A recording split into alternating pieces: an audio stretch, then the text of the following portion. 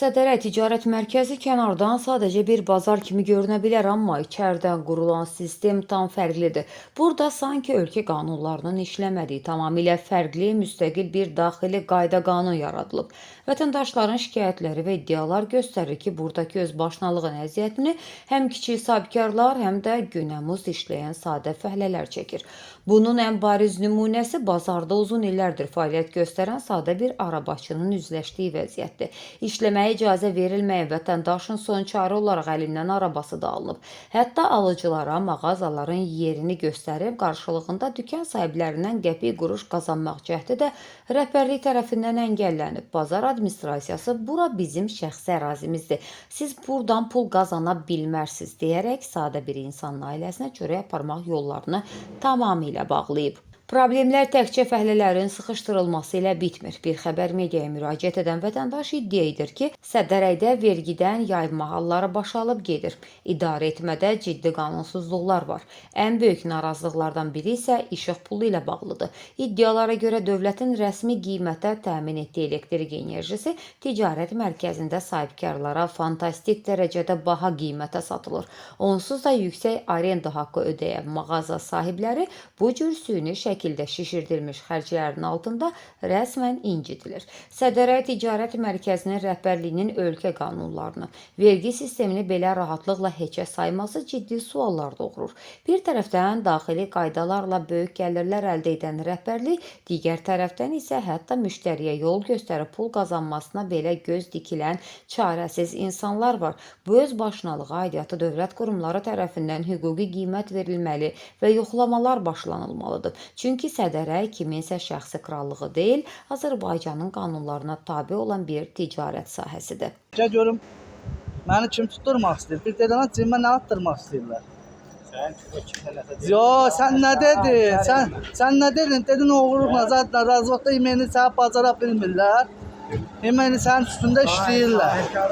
Mənim üstümdə nə işləyirlər? Mənim üstümdə nə işləmək istəyirlər? Razılıqda nə deyilib? Hamısı bir-bir deyilməlidir. Sahibkarlara Nə dünya tələbəlikdir?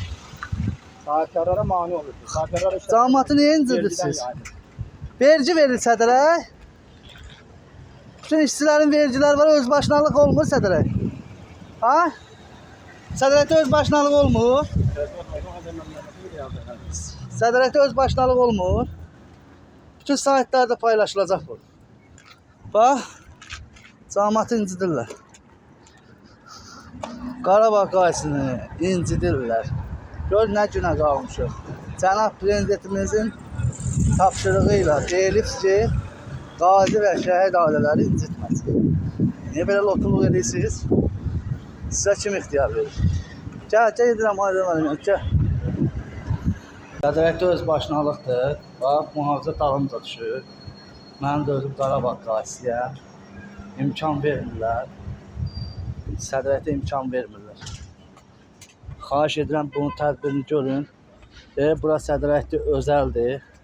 Hər şey eləyə bilərik. Qanun zad bilmirlər, dövlət zad bilmirlər bu insanlar. Bax bura.